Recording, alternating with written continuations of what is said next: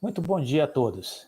Estamos ao vivo, né? E estamos dando sequência às nossas lives. Desde a semana passada, estamos fazendo algumas lives falando sobre temas que são muito particulares aí da Oi, como a questão do grupamento, essa queda recente, essa volatilidade que está aí nos papéis, a influência do grupamento em represar o valor da ação. Trouxemos, inclusive, um vídeo do Luiz Bassi falando a respeito disso, né? O quanto distorce essa força da locação das ações da Oi com relação ao preço da ação da empresa, né? E estamos falando também sobre a importância dos minoritários se unirem, porque sozinhos os minoritários são insignificantes. Mas se esses minoritários começarem a aderir uns aos outros e constituir um grupo representativo, esses minoritários podem se tornar relevantes, podem se tornar majoritários. Tudo isso é um processo, isso não é da noite para o dia. O Brasil não tem essa tradição, é importante a gente frisar isso. Na verdade, a Bolsa de Valores é uma coisa ainda muito nova para grande parte da população brasileira. Basta dizer que 61% mais ou menos da população não consegue sequer economizar dinheiro durante um mês. Dos que conseguem economizar dinheiro, boa parte coloca o dinheiro na caderneta de poupança. Esse é o grande vetor de investimento da população brasileira, a caderneta de poupança. Alguns investem em renda fixa e um percentual muito pequeno, em torno de 3%, 3,5%, está investindo em ações, está investindo em bolsa de valores, ou diretamente ou por meio de fundos de ações. Então é um número muito pequeno. Se a gente começar a fazer paralelos com os Estados Unidos, aí a gente percebe o quanto nós estamos longe, por exemplo, dos americanos. Lá em torno de 54%, 58% da população investe em bolsa de valores diretamente ou indiretamente. E lá as coisas funcionam, ou seja, as empresas são reguladas, são fiscalizadas, qualquer coisa mal feita será apurada, será responsabilizada, será punida, enquanto que no Brasil não existe. Os órgãos de controle são muito deficientes, a estrutura jurídica deixa muito a desejar do ponto de vista de punição, de celeridade em relação à punição das empresas. Basta a gente fazer uma comparação rápida, se a gente pegar o caso da Enron e comparar com o IRB. São casos muito similares, mas com resultados totalmente diferentes. Nos Estados Unidos, a Enron foi pega exatamente fazendo adulteração, fraude nos seus balanços, fraudou os seus balanços. Foi o que o IRB fez no Brasil, exatamente a mesma coisa.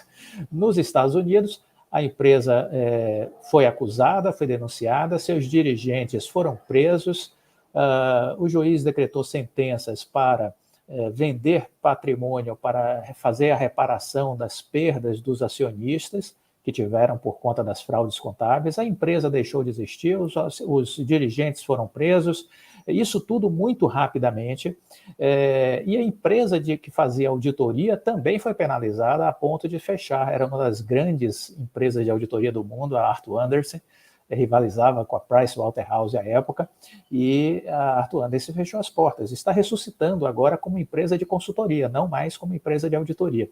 Então, veja, quer dizer, a celeridade, as leis, a mobilização da sociedade, tudo isso faz diferença.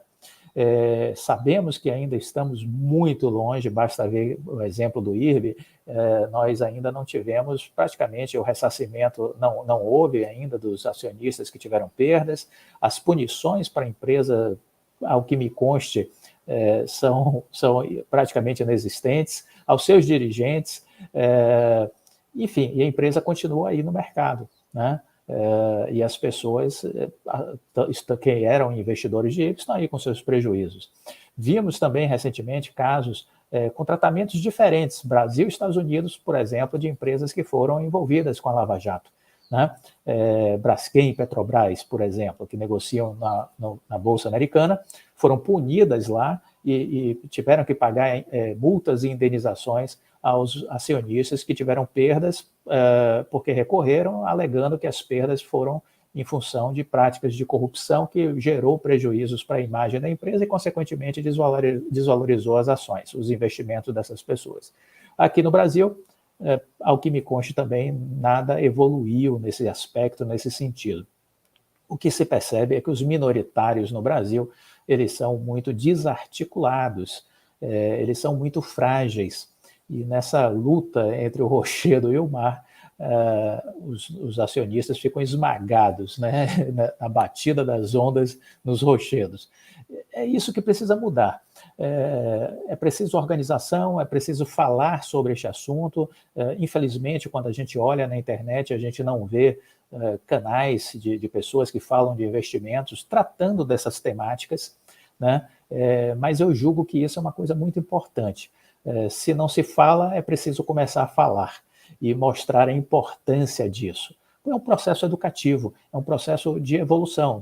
Não vamos mudar da noite para o dia, mas toda longa caminhada começa com o primeiro passo e a gente espera estar contribuindo para este primeiro passo de mudança de cultura, de mudança de percepção, para que os acionistas minoritários comecem a entender que eles não são compradores de uma combinação de letras e números, que é o que representa uma ação, mas sim de uma parte da empresa que ele resolveu investir. E como ele está adquirindo uma parte dessa empresa, ele é um sócio.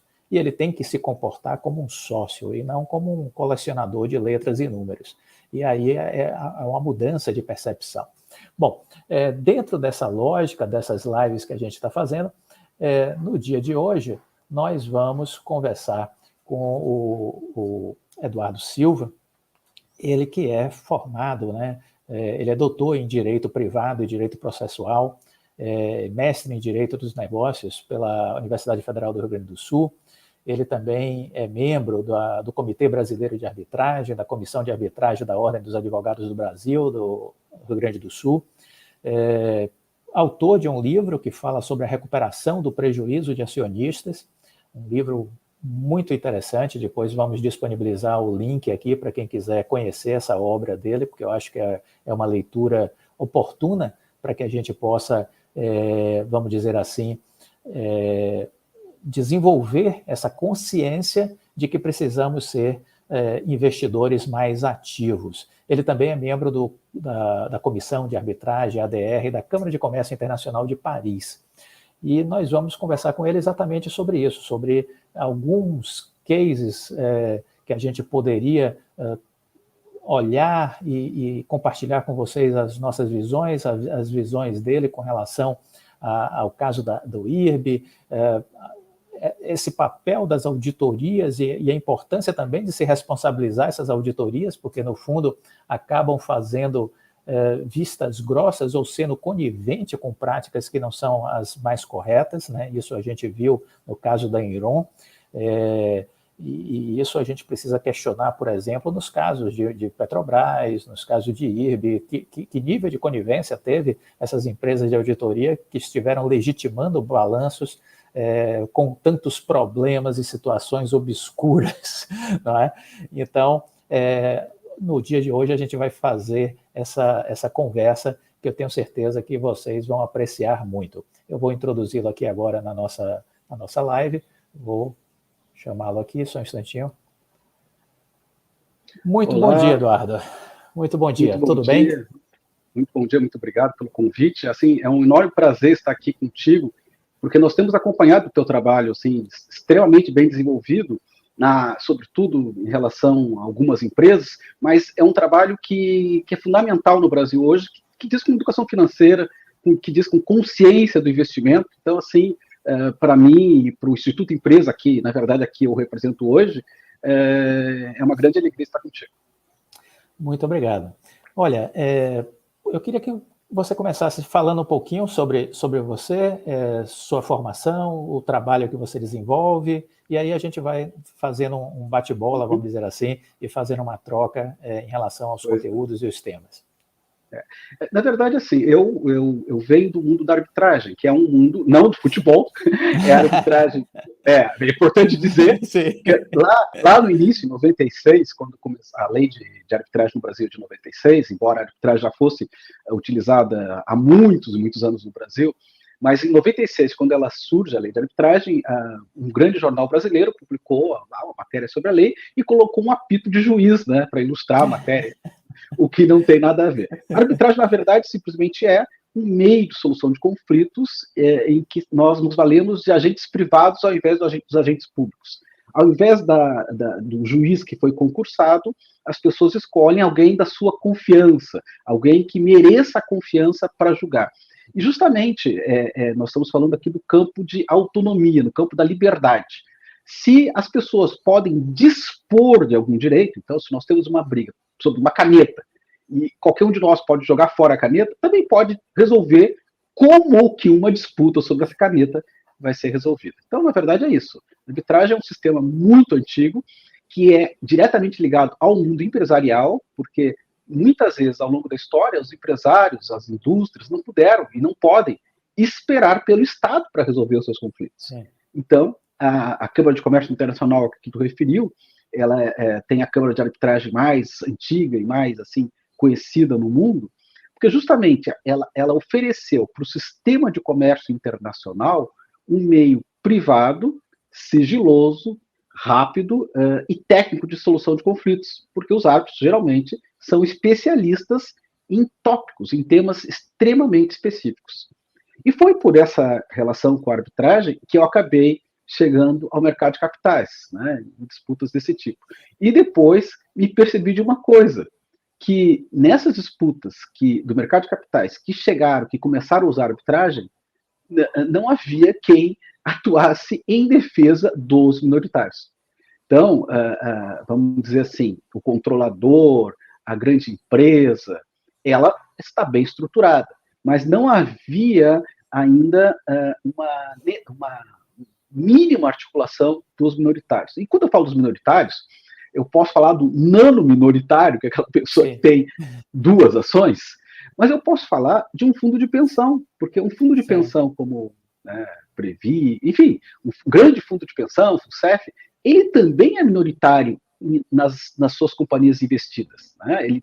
Ele pode ter 6, 7, 8, 20 milhões de ações, mas ele acaba sendo minoritário. Então, é essa estrutura de defesa dos minoritários que o Instituto Empresa acabou por articular. Eduardo, você falou aí por exemplo, do fundo de pensão, que pode ser um minoritário, e dos nano-minoritários, né? Daquele bem pequenininho.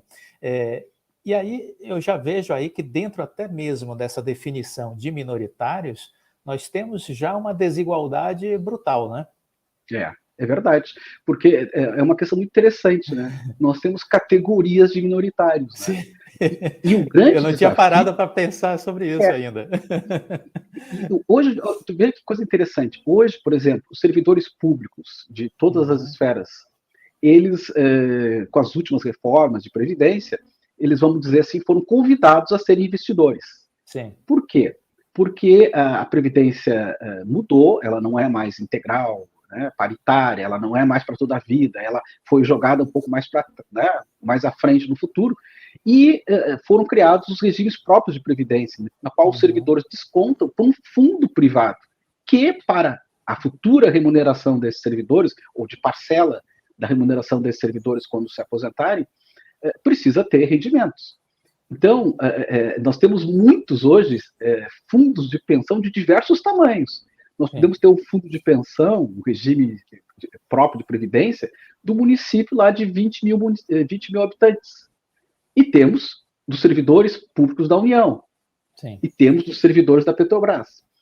Mas, além desses todos que são minoritários, nós temos a pessoa, e aí acho que a grande questão é essa, que privou ali o seu consumo, privou a sua liberdade de consumir hoje, para ter algum benefício no futuro.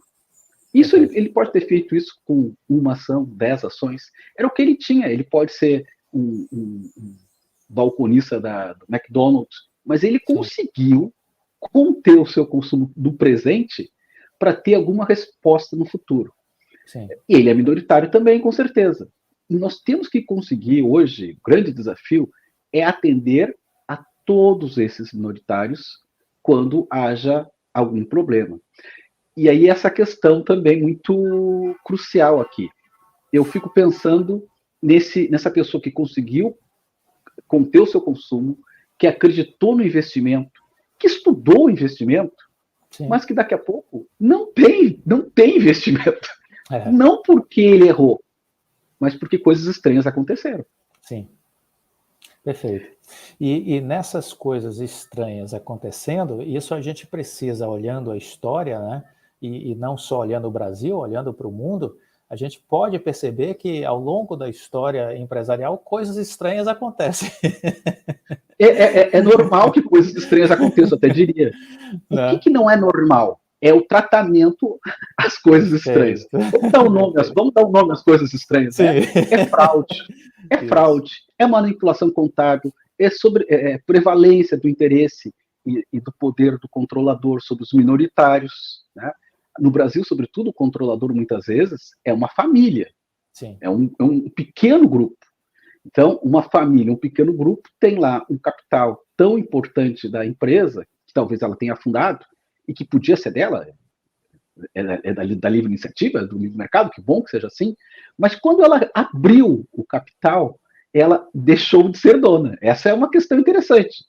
Então, o empresário lá, 30 anos atrás, investiu, abriu um negócio, esse negócio cresceu, virou uma rede, mas lá pelas tantas, ele decidiu, eu não quero mais ser dono do meu negócio.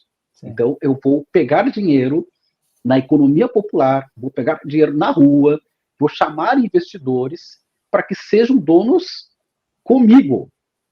Então, essa é uma questão. Quando uma empresa abre o capital e, portanto, divide a propriedade, porque cada ação é um elemento da propriedade daquela empresa, é uma parte da propriedade daquela empresa. Então, quando a empresa decide isso, ela assume com isso uma série de compromissos. E esses compromissos foram crescendo ao longo dos anos. Né? A gente está falando hoje de ESG, mas muito antes de ESG, nós falamos de governança corporativa. Sim. E todo esse discurso, todos os livros que foram escritos, tudo que foi falado, quando a gente fala de governança corporativa, só tem um sentido: proteção do minoritário. Perfeito. Qualquer governança corporativa que não se volte a esse sentido não é governança corporativa. Perfeito. A outra coisa, às vezes as pessoas dizem assim, mas nós cumprimos a lei. Olha, cumprir a lei é um pressuposto básico da convivência em sociedade. Governança corporativa não é cumprir a lei. Né? Suponha-se que quem não cumpre a lei tenha lá os seus castigos próprios, as suas sanções próprias, já criadas no ordenamento. Quando a gente fala de governança corporativa, a gente está falando justamente de participação do investidor, fiscalização pelo investidor, atuação do investidor, prestação de contas limpa ao investidor. Então, e uma prestação de contas efetiva do que aquela companhia vive, do que ela tem de crédito, do que ela tem de desafios. É isso que nós estamos referindo quando a gente fala de governança corporativa. Então, dizer assim, a gente cumpriu aqui o básico. Não. O básico é o básico e já está previsto em lei. Governança é ir à lei. Perfeito. E aí, quando a gente olha o mundo, quer dizer, não nos faltam exemplos, né? Então, a gente vê, por exemplo, né, vamos pegar um recorte aí de 5 anos para cá, nós tivemos casos em diversos países, né? A Alstom, tivemos problemas com a Alstom, tivemos problemas com a Siemens, né? Tivemos problemas com a Samsung, ou seja, não é como você disse, quer dizer, não é algo tão estranho assim, até de certa forma é de forma recorrente que aconteçam problemas em grandes empresas, estamos falando de grandes empresas globais, né? E tu falou bem, é no mundo inteiro. No mundo inteiro. Aí a grande questão é como o arcabouço de proteção age, né? Como ele está constituído, construído, que nível de consciência existe na sociedade, né? E como isso pode ser rapidamente resolvido, porque todos esses casos que aqui citamos já foram solucionados, e foram solucionados de certa forma rápida. Exatamente. Então, assim, me parece que a grande diferença é justamente como se resolve. E aí nós vamos ter que fazer esse primeiro lamento. Né? No Brasil, lamentavelmente, a estrutura posta em defesa do investidor é praticamente não vou dizer nula, mas ela é absolutamente ineficaz. Então a gente pega o grande case da Petrobras. Na Petrobras, houve quem investisse aqui no Brasil, via B3, Bovespa, então na época, e houve quem investisse via a capital no exterior, sobretudo em Nova York. Sim. Olha que coisa interessante. Se um brasileiro tivesse dinheiro em Nova York e investisse na Bolsa de Nova York, ele já foi indenizado. Sim. E vamos lá, ele foi indenizado praticamente sem fazer nada, porque lá existe um procedimento que se chama class action, em que alguém fez por ele. Perfeito. Em que provavelmente ele também não pagou nada para que alguém fizesse isso por ele. Uhum. Então, e nós estamos falando aqui de um sistema que usou a justiça, porque a class action é uma demanda judicial, mas é um sistema praticamente privado. As iniciativas foram privadas. Um escritório tomou a iniciativa, reuniu os principais, vamos dizer assim, titulares desse crédito com a Petrobras, e aí que eu digo, são os diversos escalões de minoritários, sim, que pode ter começado com um grande minoritário, mas chegou sim, no nano minoritário, reuniu todos e promoveu a demanda, juntou os documentos, e num tempo recorde, a Petrobras entendeu o seguinte: bom, eles estão pedindo muito, então, para nós, é negócio fazer um acordo de 3 bilhões de dólares, que foi o que aconteceu. Uhum. E esse acordo, porque como nos Estados Unidos é punido quem prossegue numa demanda, eu diria, temerária, uma demanda que no final das contas vai levar a um resultado muito pior. Então, há uma indução ao acordo, e se fez o acordo. Então, se o brasileiro tivesse investido diretamente em Nova York, e os brasileiros que fizeram isso já foram indenizados. Agora, o brasileiro que investiu aqui na B3, Petrobras, PT4, P3, lá na B3. O que aconteceu com ele? Primeira coisa, ele nem soube como se defender. Ele nem soube o que fazer. Segunda coisa, desde 2000, existe uma disposição da B3 de que as companhias, justamente que são do novo mercado ou que querem estar em listagens diferenciadas, precisam optar pela arbitragem. Então, os estatutos sociais dessas companhias, e aí está IRB, CVC, Petrobras, Vale e todas as grandes companhias do Brasil, inseriram lá nos seus estatutos, por uma obrigação criada pela B3, a cláusula que compromete a arbitragem, a cláusula compromissória. Então, está escrito, os acionistas, com qualquer disputa com a companhia, têm que usar arbitragem.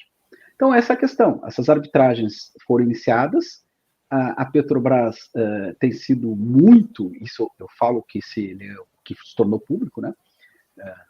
E o próprio tempo, né? Porque essas arbitragens começaram em 2017, 2018, hoje nós estamos já em 2023, praticamente, né? Sim. E não houve ainda uma sentença. Aliás, houve uma sentença favorável aos acionistas, mas ela depois foi desconstituída aí por alguma questão processual. E os investidores, dado esse arcabouço, não podem ingressar na justiça. Então, nós, como tem sido comum hoje, a gente vê assim, dá um Google aí, é só dar um Google e colocar Petrobras, minoritários, ação civil pública, Petrobras, ação judicial.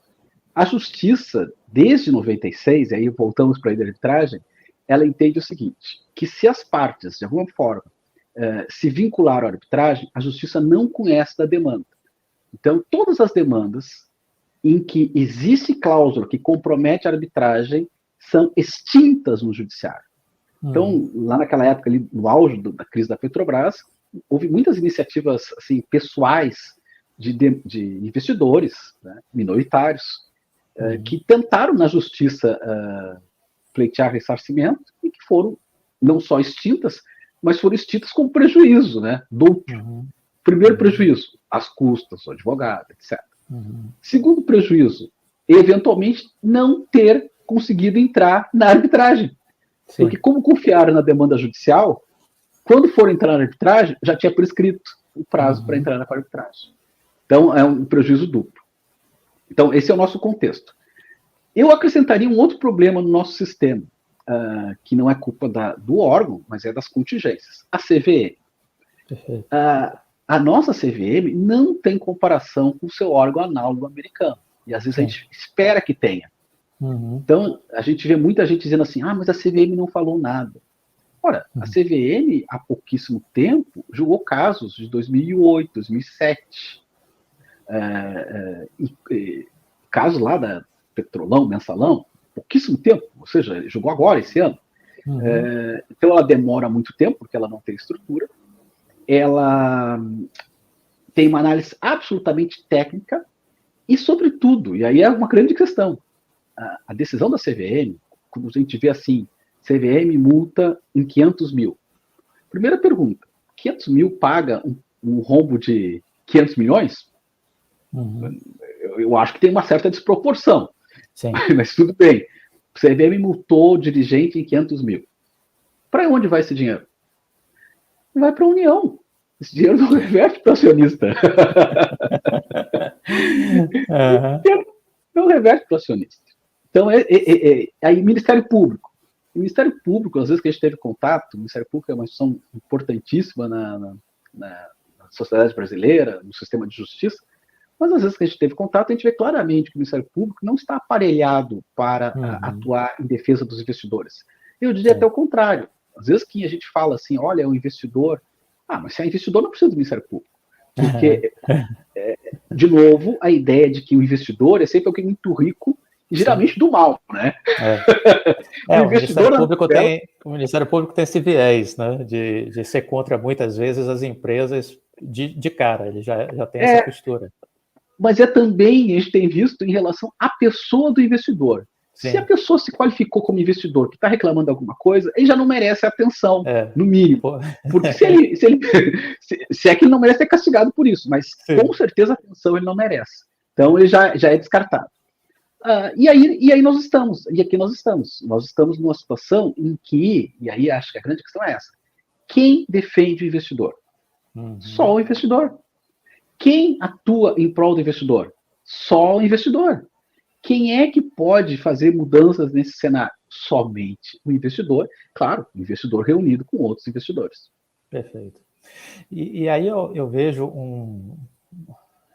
uma tarefa ainda hercúlea, se me permite observar, porque nós estamos falando de uma sociedade, a sociedade brasileira, que ela ainda não exercita, né, a sua cidadania de forma plena.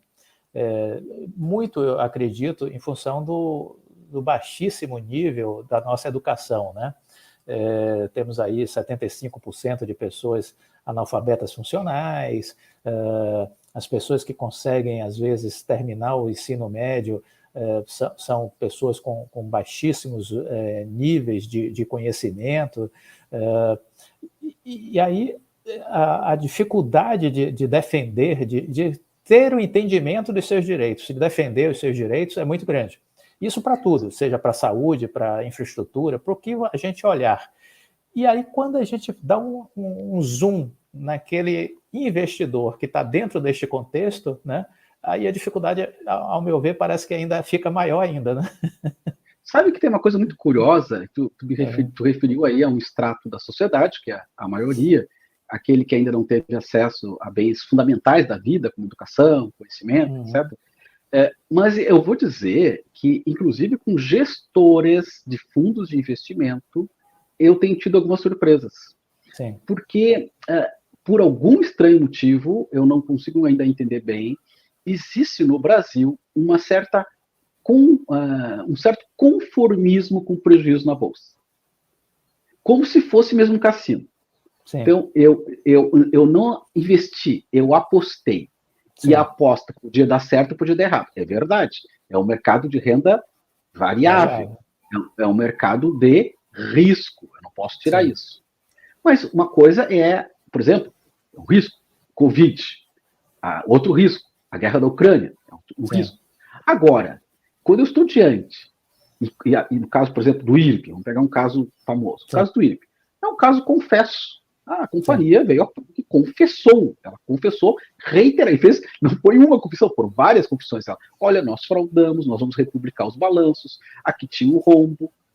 Isso aconteceu, isso é público, né? Sim. E mesmo assim, há um certo constrangimento de requerer perdas, inclusive dos fundos, que eu até acho um problema sério dos fundos, porque o dinheiro que está no fundo não é do gestor nem do administrador do fundo. Sim, sim. É daquele que, veja só, teve até uma certa humildade. Ele disse assim, olha, eu não tenho tempo para estudar, esses caras sabem muito mais do que eu não tenho tempo para acompanhar o mercado, esses aí trabalham só para isso, então eu vou, ao invés de eu escolher uma ação, eu vou deixar que eles escolham. Isso. Aí eles foram escolher o IRB. O que era uma tendência muito forte alguns anos atrás, porque os números eram maravilhosos, era a melhor companhia de recebimento do mundo, dado aqueles números. Então as pessoas olhavam aquilo tudo, e os analistas, todo mundo olhava o que a companhia publicava, né? Claro. E o que a auditoria auditava. Sim. Então, assim, a companhia publicava por um lado, a auditoria, que era a Price, né, avalizava, ou seja, dizia, ok, é isso mesmo. E isso foi feito durante anos. Ora, o mercado dizia, puxa vida, isso aqui vale 45, vamos comprar. Isso aqui é uma Ferrari, vale R$45, que era o valor de janeiro de 2020, R$45. Qual é o valor do IRB hoje? IRB hoje está oscilando em menos de R$1. Sim. E por quê? Porque depois que se viu que aqueles números todos, durante anos, eram falsos, a própria companhia não conseguiu mais se precificar. E ela agora, quando fez uma captação de recursos, ela se precificou em R$1. Então, uma coisa, ela disse, nós valemos 1. Então, as pessoas que compraram por 45, vamos lá, né? Elas foram enganadas duplamente. Perfeito. Enganadas pela publicação original da companhia, que fraudou, ou seja, ela não... Cometeu um crime, né? Cometeu um crime. Cometeu, assim, um crime eu quero dizer assim, violou seu dever informacional, ou seja, as informações... Aí a governança foi para o espaço, né? Claro. Porque se a governança corporativa é justamente aquilo que eu dizia no início ali, de cuidar do minoritário, de dar as informações, ela deturpou completamente. Mas o pior é o seguinte, é que como a gente não precisa, eu não tenho como auditar os números do que o IRB está publicando, eu não tenho como ir lá fazer pesquisa de campo, eu não tenho como ir lá olhar lá os balanços, os livros, eu não tenho como fazer isso. Tu tens? Acho que não. Sim. Então o que a gente faz? A gente acredita no parecer de um cara externo. A gente chama uma auditoria externa, que era independente. Auditoria externa, independente, credenciada pela Comissão de Valores Imobiliários, pela CVM. E a gente diz, olha... E no caso desse aí, a Price, né, a maior empresa de auditoria do mundo. Exatamente. Aí a gente viu assim, ela publicou que vale 45, a Price confirmou que vale 45, então eu vou comprar. Claro. Só que não era nada disso, né? Então, até esse é um capítulo interessante aqui. Nós temos poucos casos no Brasil, e temos vários casos no mundo de responsabilização das auditorias. Temos um grande caso que foi em relação à KPMG e o Banco do Nordeste, que, enfim, houve pareceres lá dizendo que o banco estava muito bem, as pessoas investiram no banco, obviamente o banco não estava bem, e a justiça resolveu condenar a auditoria porque ela justamente induziu um erro. Nós agora, nesse momento, estamos justamente fazendo uma reunião de acionistas do IRB, lesados por essa circunstância toda, em relação à auditoria. Porque, veja só, por que a gente agora resolveu, depois de já ter reunido mais de 400 pessoas em arbitragens contra o IRB, mas por que nós resolvemos agora ir em relação à auditoria? Porque é preciso criar justamente vamos dizer assim, um caso determinante de responsabilidade das auditorias. Porque muito isso não é em relação ao IRB, é em relação a todas as auditorias e todas as companhias. Ou a gente corrige isso, ou estamos expostos. E sempre expostos. Exatamente. Muito bom.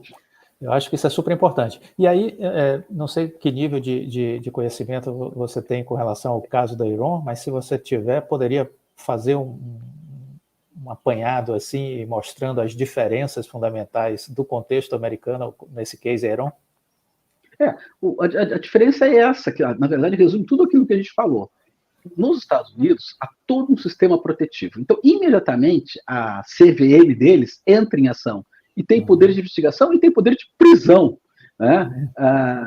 É muito rápido. A justiça americana também é muito determinada. As sanções são eternas, praticamente. Então, é tudo muito ágil, como é dos americanos, é tudo muito pragmático. Aqui no Brasil, talvez por a nossa herança ibérica, enfim, aqui é exatamente o contrário, é tudo muito lento.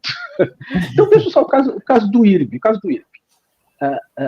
E aí tem vários. O caso do IRB, na verdade, é uma novela. Depois eu vou te disponibilizar um e-book que a gente fez contando o caso do IRB, assim, em detalhes, os vários capítulos, e também esse sobre as auditorias. Eu vou te disponibilizar se tu quiseres tornar público, então essa parte é uma alegria. Mas veja só, no caso do IRB, tem um episódio ali que é hilário, que é o caso do Warren Buffett. Sim. É hilário. Sim. Ou seja, dizem vazam para a imprensa, que o Warren Buffett tinha feito um grande aporte, justamente quando a casa começava a cair, né? Ou seja, se percebeu ali o início de março, o grande escândalo, e dizem, não, o Warren Buffett fez um grande aporte, vai inclusive, na notícia que saiu no jornal, vai inclusive nomear uma pessoa para estar no conselho de administração representando os interesses dele. Aí o Warren Buffett lá nos Estados Unidos tem que entrar e dizer assim, olha, eu nunca tive, eu não tenho, eu não vou ter ação dessa companhia. Não pretendo. É uma coisa patética, né? Uma coisa patética. Olha só, as pessoas envolvidas nisso, elas hoje continuam atuando no mercado. Sim. Sem nenhuma restrição. Nós temos a memória, o diretor financeiro está abrindo um banco digital e já se cogita, inclusive, abrir capital na bolsa. É patético, né? É patético. Ele estava participando agora de uma licitação no Banco do Nordeste, que é um banco estatal, né? Acho que parece que agora foi excluído, mas ele estava participando de uma licitação e ele abriu, depois do IRB, uma empresa com capital social de 100 milhões, se não me engano. Então, assim, ele é um ficha limpa, ele não tem nenhuma, a CVM não fez nenhuma, nós estamos falando de 2020, nós estamos quase em 2023, que, aliás, 2023 é o marco temporal da prescrição disso, ou seja, no início de 2023 nós vamos ter a perda da oportunidade de as pessoas reclamarem. Mas então, faz 3 anos e nenhuma das pessoas sofreu qualquer restrição no seu CPF. Ou seja, assim, se eu ou tu vamos numa loja e não pagamos, a gente vai para o Serasa, né? A gente vai para o SPC, vai para alguma coisa assim, restrição. Né? Não, ali não há nenhuma restrição nessas pessoas. O Ministério Público Federal, e nós fomos alguns dos que promoveu a representação do Ministério Público Federal, logo lá no início do tempo, né? E hoje nós estamos cobrando, o Ministério Público Federal, até hoje, não apresentou denúncia. Continua um inquérito que, embora a gente tenha ajudado a instaurar, ele é sigiloso, inclusive, para nós. E eu não sei para que serve um inquérito sigiloso, né? Qual é o sentido do sigilo nesse caso? Né? Então, nós estamos numa situação que passaram 3 anos de absoluta impunidade. Comparativamente aos Estados Unidos, em 3 anos já se resolveu tudo, já se prendeu todo mundo, porque aqui no Brasil é impensável prender, né? Mas já se prendeu todo mundo, já se indenizou todo mundo, e nós no Brasil ainda estamos engatinhando. Mas é preciso, ainda que com essa dificuldade, insistir. É preciso ir atrás. É preciso dar o primeiro passo, né? Porque até porque, assim, quando a gente olha os Estados Unidos hoje, isso não aconteceu da noite para o dia, né? Foi um processo de amadurecimento, de evolução da sociedade americana, né? Então aqui a gente tem que começar também. Estamos sendo os precursores, vamos dizer assim, de um movimento de conscientização, de mobilização, né?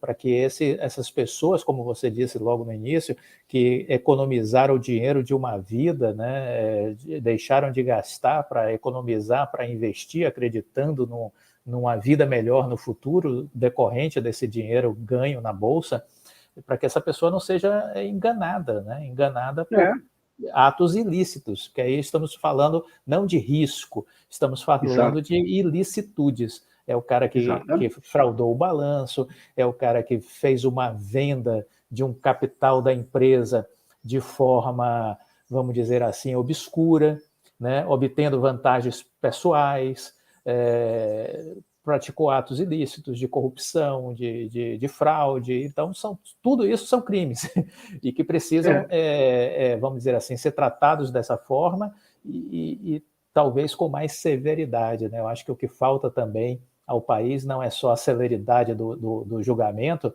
mas também a dureza que os americanos têm. Eu já fiz um vídeo uma vez contando sobre o Bernie Madoff, né? Quando um Bernie Madoff no Brasil teria o fim que ele teve nos Estados Unidos? Jamais, jamais. Isso é impossível na sociedade brasileira de hoje, no Brasil de hoje, uma pessoa ter o fim que o Bernie Madoff teve. É impossível. Uma pessoa de idade, uma pessoa de família rica, uma pessoa que tinha trânsito livre na Casa Branca com diversos presidentes da República.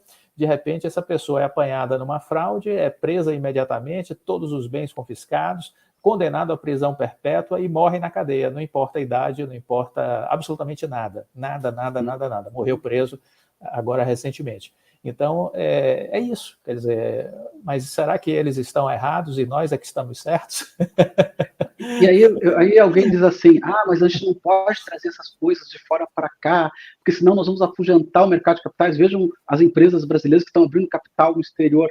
Mas vejam só, as empresas brasileiras que estão abrindo capital no exterior, elas estão agora expostas a esse tipo de situação, de serem severamente escrutinadas, severamente acompanhadas e severamente punidas se houver algum tipo de ilícito.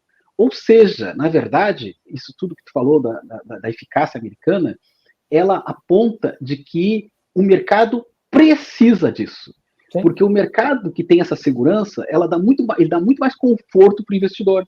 E aí, portanto, a abissal diferença entre o volume dos investidores brasileiros e dos investidores americanos. Não é à toa que as duas grandes bolsas americanas, elas conseguem convergir para elas cerca de 70% a 80% dos investimentos do mundo. Não é à toa que isso acontece. E veja que coisa interessante. Ou seja, aquele lá, o empreendedor, a companhia aberta que quer abrir capital, ela prefere os Estados Unidos. Aí eu sei, eles são severos, eles são duros, eles são, né? Mas é melhor porque a estrutura de segurança do investidor, ela facilita a atração de capital e, portanto, de oportunidades. Então, eu diria o seguinte, se nós não melhorarmos a estrutura de proteção do investidor no Brasil, nós vamos ter, sim, o contrário do que se alega, ou seja, nós vamos ter fuga de capital. Estamos tendo fuga de oportunidade de capital, porque até as empresas brasileiras estão abrindo capital no exterior. Né? Por que o volume de capitais no mundo, a Bolsa Brasileira não cresce, mesmo com as situações hoje tão oportunas, né? Quer dizer, tão lamentáveis, mas que são uma oportunidade para o Brasil, né? Um cenário de instabilidade política bélica em alguns países, né? E de desconfiança institucional em relação a outros. Ora, nós devíamos estar recebendo agora todo o volume de recursos externos que iria para a Rússia, que iria para a China, né? Mas as pessoas, os investidores, olham para o Brasil e dizem, pô, mas aqui eu não tenho segurança. Eu não tenho segurança. E a segurança que eu estou falando é essa segurança aqui, segurança de proteção do investidor. É isso. E aí poderia, se de fato esse nosso sistema fosse confiável e tivesse credibilidade mesmo, né? Quer dizer, o fluxo poderia ser gigantesco. Basta a gente olhar, por exemplo, a BlackRock. A BlackRock, que é a maior gestora de investimentos do mundo, tem 10 trilhões de dólares sob sua guarda. Investe no Brasil, mas muito pouco. O que eles colocam aqui não chega a 3% do seu capital.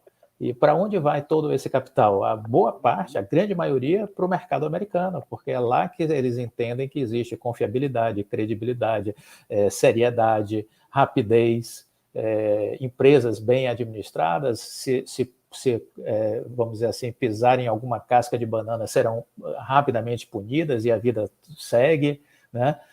É isso, quer dizer, é o sistema que favorece, por isso que esse rio, né, vai para esse mar.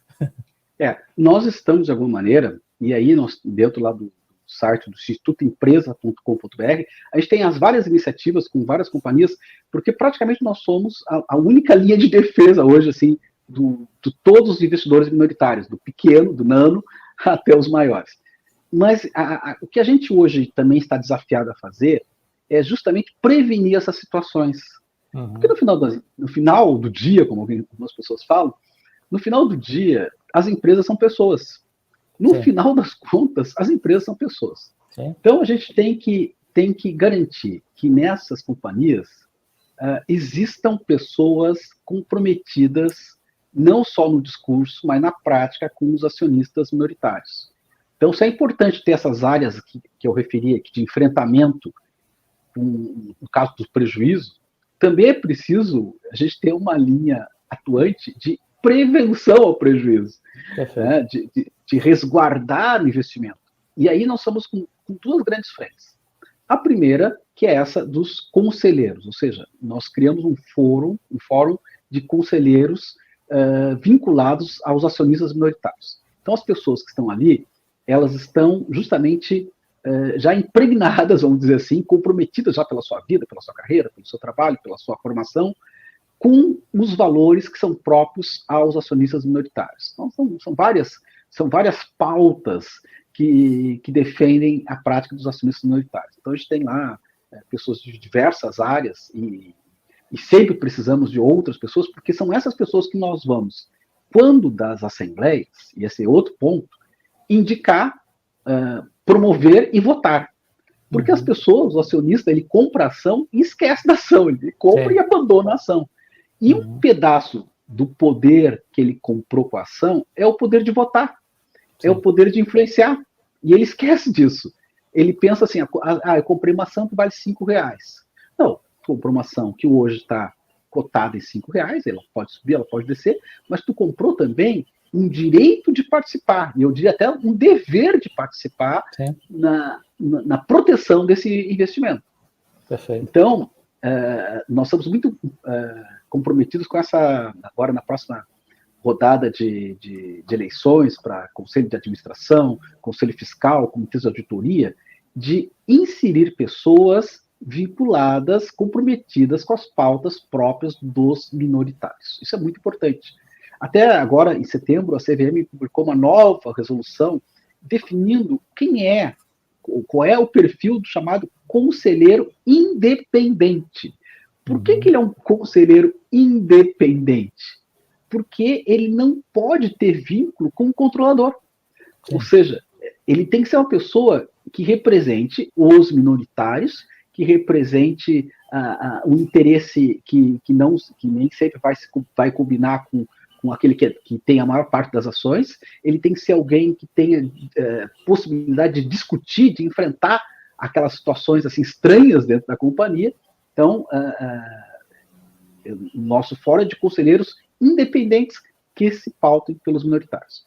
E agora, a outra frente é dos próprios acionistas, que nós temos falado, sobretudo em relação à Oi. A gente percebe que nessas companhias que existem uma grande pulverização de pessoas físicas e que estão, assim, vamos dizer, em situações especiais, é o caso da Oi, que ainda está na recuperação judicial, vamos dizer assim, é preciso ter um certo cuidado, um certo olhar mais atento. Sim. Porque a pessoa ali, ela está acompanhando a cotação da empresa, a gente lê alguma coisa nos balanços, vê alguma coisa assim nos fatos relevantes, mas tem muita coisa que a gente não enxerga. Perfeito. Que só os grandes fundos veem, que só os grandes players percebem, e só entre eles circula. E vamos lá, né? Eventualmente, há interesses escusos. Né? Então, é preciso que os minoritários, do nano ao fundo de pensão, eles tenham uma articulação e um acompanhamento mais detido no dia a dia da companhia.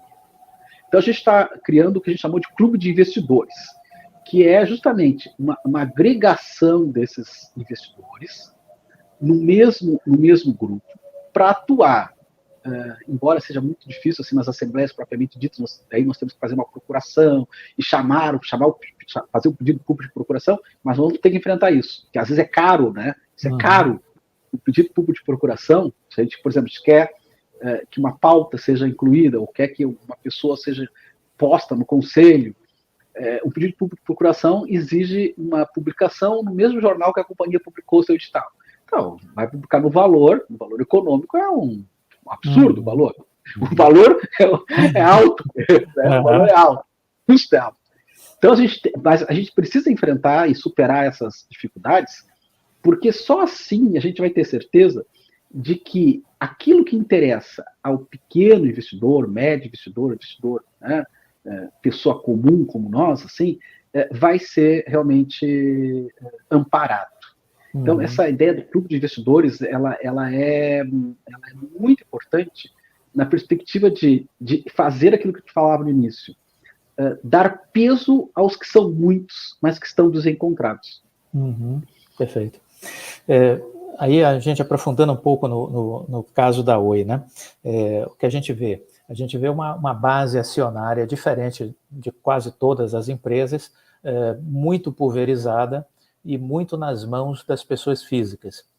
Isso não é comum, a gente sabe disso. Normalmente, o que eu tenho visto aí, pegando os últimos 5 anos, geralmente a pessoa física não passa de 18% da base acionária das empresas que estão na Bolsa. 18%, 20%, não mais do que isso. O que faz parte da base acionária das empresas são os fundos de investimentos, são os institucionais, né? são os investidores estrangeiros. Essa a composição, vamos dizer assim, da base acionária das principais empresas do país, quando a gente observa, da grande maioria. Então, a Oi já é uma coisa atípica, ou seja, talvez, inclusive, por conta da sua própria natureza da recuperação judicial, né? Boa parte dos fundos desses investidores acabam não entrando em empresas que estão em recuperação judicial face aos riscos inseridos ali na recuperação judicial, né? Então, muita gente fica de fora.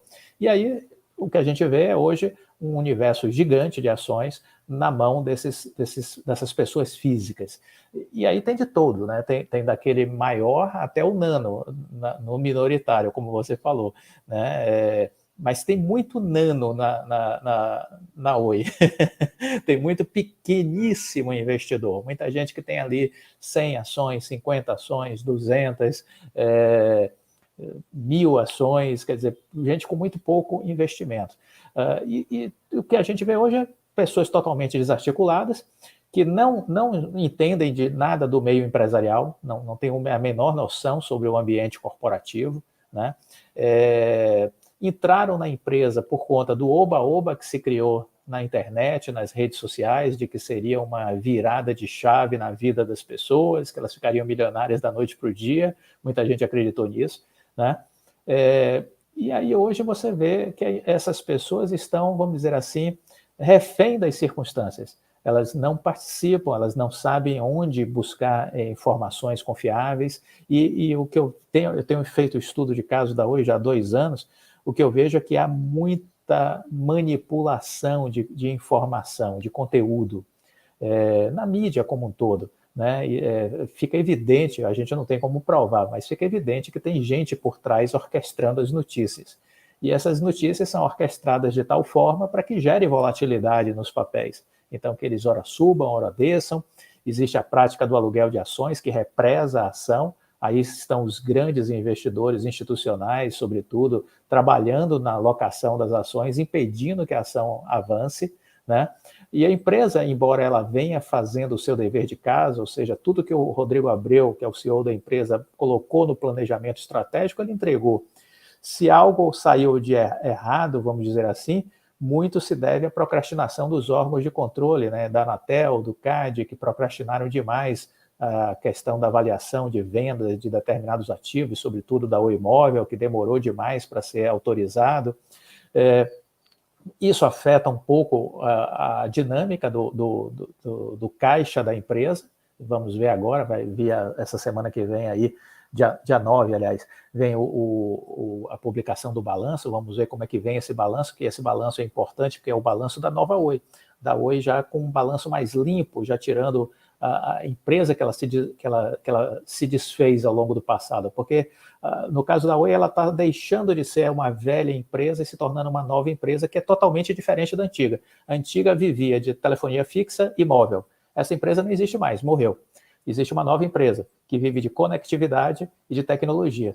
Então, são duas empresas totalmente diferentes. Uma empresa atrelada à dinâmica do passado e outra empresa atrelada ao futuro.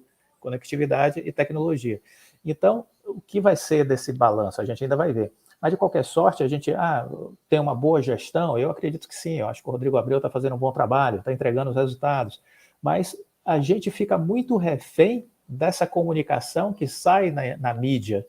E essa mídia, a gente já sabe que ela está sendo manipulada por outros interesses, que a gente não sabe quem especificamente, mas sabe que está manipulando, porque quer ganhar na volatilidade. Então, como o acionista minoritário pode, vamos dizer assim, ter esse acesso direto? Porque, como você falou, o grande tem, né? O grande investidor, ele vai bater na porta da empresa e vai ser recebido pelo CEO, vai tomar um cafezinho, vai almoçar com ele, vai saber de coisas que o mercado não sabe, né? Então, eu só entendo que isso possa acontecer a partir da organização. E aí eu acho que esse é o grande desafio, né? Como é que o acionista da Oi pode se organizar, constituir um clube, um grupo e buscar essa participação mais ativa dentro da empresa, no bastidor da empresa, né? Queria te ouvir um pouquinho. A grande ideia desse clube de investidores é justamente, primeiro, agregar as pessoas que estão dispersas. E segundo, municiá-las de informações. A ideia é que a gente tenha, justamente, até com a tua participação, se nos der a honra, que a gente tenha ali um espaço de discussão. Hoje a gente tem esses canais que nos permitem isso, né?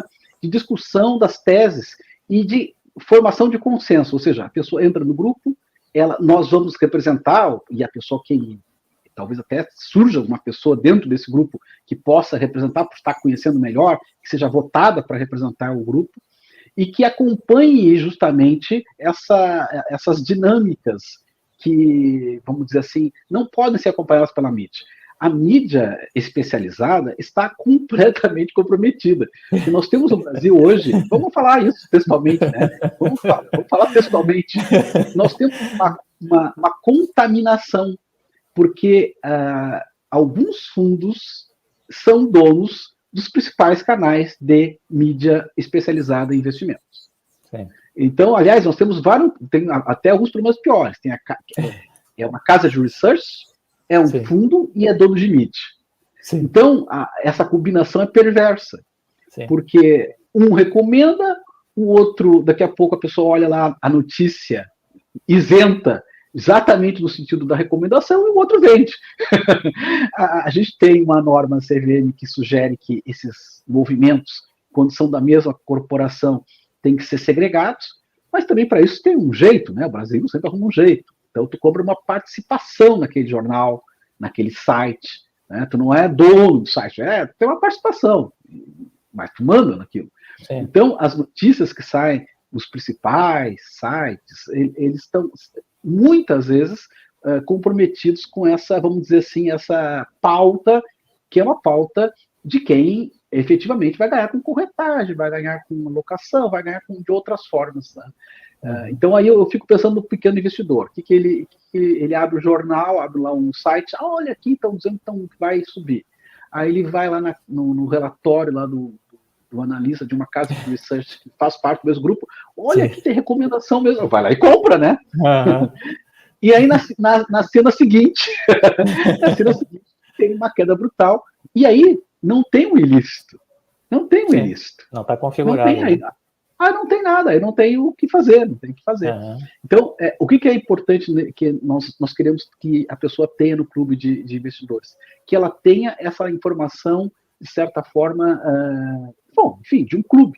Uma informação que circule entre essas pessoas, né? Então, a ideia é que a gente tenha um relatório, tem umas lives, algum tipo de conteúdo que mantenha a pessoa viva. E que a gente vá criando, justamente. Então, por exemplo, o que é bom para a Oi? E bom para a Oi é bom para a companhia e bom para os minoritários. O que é bom? Perfeito. Então, por exemplo, a rigor, tu sempre pensa que bom para o acionista é que a ação suba de valor, né? Uhum. A gente hoje já sabe que muitas vezes o controlador quer que ela caia de valor. Não é o caso da Oi, não estou dizendo que seja o caso da Oi, mas em muitos outros casos, por incrível que pareça, eventualmente o controlador quer que caia porque ele tem um outro arranjo, lá uma outra disposição que vai lhe favorecer. Então, essa disputa entre o controlador e o minoritário, ela se vê em vários cenários, né? Então, por exemplo, tem aí uma rede de lojas aí, em que praticamente todas as lojas dessa rede de lojas pertenciam a agora já não era mais controlador, mas era um dos acionistas principais. Então, ele majoritário. Então, ele não recebia, para ele a cotação da ação não era tão importante, porque o que era importante era talvez pagar uma alocação maior, né, chamadas transações com partes relacionadas, né?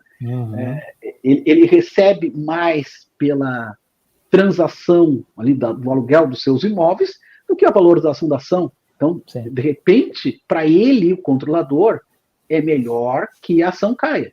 Então, o que nós estamos falando das disputas entre os minoritários e os controladores? O minoritário, ele tem interesse no quê? Na valorização constante do ativo. Porque talvez isso venha a ser a sua aposentadoria no futuro. Ele tem interesse numa empresa pagadora de dividendos, né? Porque isso é uma forma de renda e de reinvestimento, né? Ele tem interesse vamos dizer assim, na justiça do pagamento da administração da companhia. O que quer dizer justiça? Que os administradores, conselheiros recebam um valor justo pelo trabalho que fazem, mas não abusivo. Né? Então a gente vê companhias que parece que foram criadas exclusivamente para pagar a sua administração. Né, e pagam a sua administração mais do que empresas similares de maior parte pagam.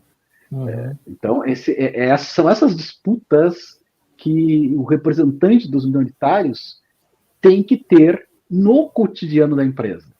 Porque na prática, o que acontece?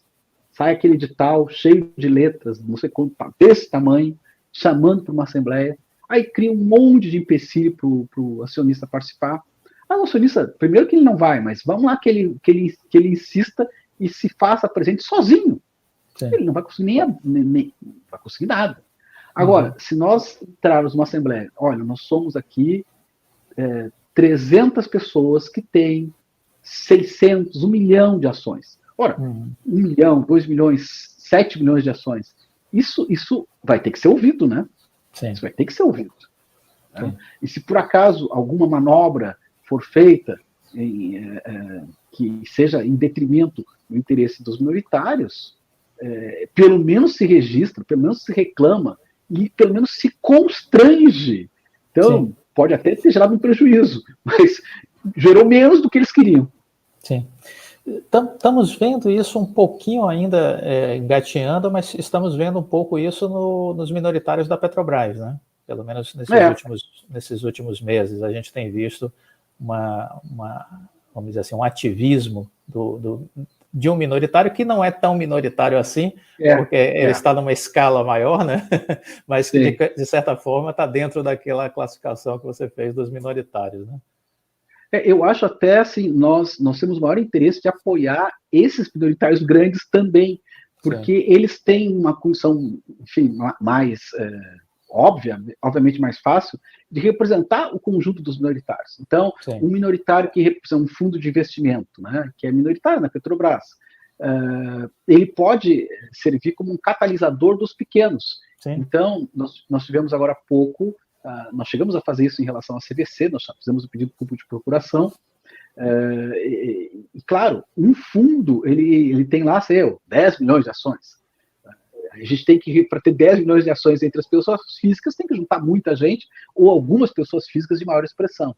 Então, embora nós tenhamos categorias diferentes de minoritários, no final, essa pauta que eu referi aqui, de uma valorização constante do papel, de pagamento de dividendos, uma política de pagamentos, de uma linha de evolução da empresa, né?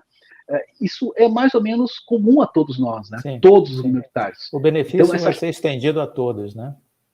Então, assim, a gente hoje tem, justamente por que a gente trabalha com essa ideia do clube de investidores e do fórum de conselheiros? Porque elas são complementares, né? Elas são complementares. né? O Fórum de Conselheiros tem lá um grupo de pessoas absolutamente capaz em termos de gestão e governança. No clube de investidores, nós vamos ter as pessoas físicas, sobretudo, que quiserem acompanhar aquela empresa e justamente estarem a par e participarem da atuação dela, mas também nós temos justamente um espaço para os fundos de investimento, que são aqueles que com poucos votos, né, conseguem ter mais pressão, porque realmente eles têm um aporte muito mais importante. E, aliás, tem uma questão interessante em relação aos fundos. Os fundos hoje captam muito dinheiro no exterior ainda também, né? E os fundos precisam desse comportamento ESG. E dentro do ESG se vê muito verde, mas tem um G também, que é da governança, né? Então, ao incentivar a participação dos minoritários, a realizar esse ativismo, que a gente pode chamar de articulação dos minoritários, o fundo, vamos dizer assim, ele cresce em qualidade de captação de investidores, aqui e fora. Sim. Então, é esse cenário que nós estamos compondo. Perfeito. E isso faz muito sentido, né? Porque eu tenho uma experiência de consultoria também na área rural e trabalhei com algumas cooperativas agrícolas, né? E as cooperativas que dão certo com a agricultura são aquelas que têm dentro da cooperativa, né, grandes empresários rurais. Ou seja, são as que conseguem ter sucesso enquanto cooperativa, são aquelas que têm um pequeno agricultor, mas tem ali o grande empresário do agronegócio inserido naquela cooperativa, porque isso, de certa forma, dá, vamos dizer assim, tração, dá energia para a cooperativa. E na hora que ela começa a gerar os benefícios, vai para aquele grande cooperado, mas também vai para o médio, para o pequeno, para o nano cooperado, para o agricultor familiar, isso chega a todos. E eu vejo que isso faz todo sentido também na sua fala aí, por conta dessa comparação que eu acabei fazendo aqui agora. É bem isso. Mas vamos lá. Então, a gente está aqui procurando estimular já há algum tempo, né? Já tem alguns meses que eu estou procurando estimular os investidores de Oi para que eles percebam que o caminho natural é este. Eles precisam deixar de ser solitários, né? Eles são muito ativos, inclusive, veja, isso é uma coisa que eu sempre critico, eles são muito ativos nas redes sociais. Eles fazem parte de grupo de Telegram, de grupos de WhatsApp, grupos de Facebook, seja lá o que for. E nesses grupos eles são muito ativos, tem 200, 400, 500, se comunicam o dia todo, eu não faço parte de nenhum, mas eu recebo relatos de alguns desses grupos. E essa atitude que eles têm nas redes de engajamento falta do ponto de vista objetivo, ou seja, de algo que vai realmente dar resultado. Né? Essa mobilização que eles fazem não leva a lugar algum. Só atrapalha. Só atrapalha, só faz ruído e pode levar a um lugar ruim. Olha só aquele caso do short squeeze do IRB. Lembra? Sim. Em que os investidores se reuniram num grupo desses Telegram também e resolveram promover aos moldes que aconteceu nos Estados Unidos, aquela compra combinada. Bom, aquela gente toda está num processo da CVM. Aí talvez a CVM funcione. Porque, no final das contas, que não serviu para nada, aquilo só agravou o prejuízo deles e significou, assim, ó, vamos dizer assim, uma movimentação assim, objetiva, eles fizeram alguma coisa, mas irrefletida, assim, sem estrutura, sem fundamento, né?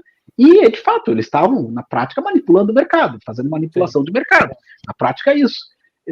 Então, eventualmente, esses grupos, se não bem assessorados, e por isso que a gente fala assim dos nossos membros do conselho, que são administradores, a gente, né, que tem muita experiência, enfim, e dos nossos advogados, que são super capacitados na área, se as pessoas tomam um ativismo sem a devida reflexão, sem a devida preparação, ou seja, saem atacar os tubarões desarticulados, né? Vão ser engolidos, vão ser engolidos. Quando uma sardinha vai incomodar um tubarão, né? Mas tem até um desenho aí que mostra as sardinhas podem sim, mas elas têm que estar bem preparadas e bem assessoradas. Há que ter um pouco de humildade aí, né? Ou seja, vamos fazer. Não, não pode. Essas coisas são muito sérias. As coisas são muito sérias, né? São muito sérias, elas geram consequências. Então, é preciso estar bem estruturado. E é isso justamente que o Clube de Investidores quer organizar. É essa estruturação, porque, na verdade, vamos falar assim também um aspecto interessante, né? O mercado de capitais, ele não é simples, assim, ele não é... Essas regras da CVM, essas regras da B3, esses requisitos para exercer alguns direitos. Então, por exemplo, o Instituto Empresa obteve da CVM a lista de todos os acionistas lesados pelo IRB.